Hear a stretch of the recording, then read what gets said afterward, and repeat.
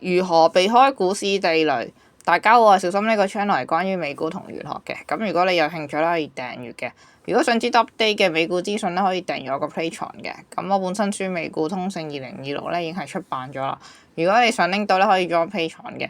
咁今集就唔係講任何嘅股市預測啦，因為咧已經係寫咗喺貼文裏邊㗎啦。咁如何避開股市地雷咧？第一，你係唔應該賭財報嘅。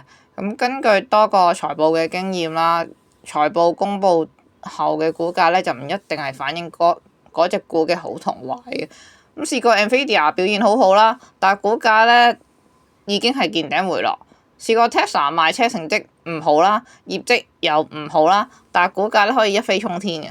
咁其實賭財報咧就好似咧去咗過大海去澳門咁賭大細。咁如果你買錯邊咧，其實好大件事。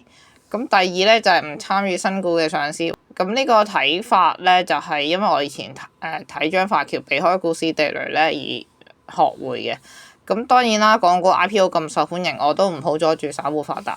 咁我舉例啦，2012年5月啦 ，Facebook 係首次上市，咁但佢嘅股價咧喺第一個星期咧就跌到發行價以下嘅16%。咁我都抽其中一個例子 Gemini Space Station 啦，由上市開始見過最高嘅45蚊之後咧，就一直跌到最後嘅5至7蚊。咁點解會咁嘅咧？係因為投資銀行咧競爭好激烈啦，所以咧喺上市公司咧訂立 IPO 價格嘅時候咧，為咗博取董事長嘅歡心咧，往往咧都會放大咗 IPO 價格咧。唔係咧，不然咧就即係爭取唔到個生意。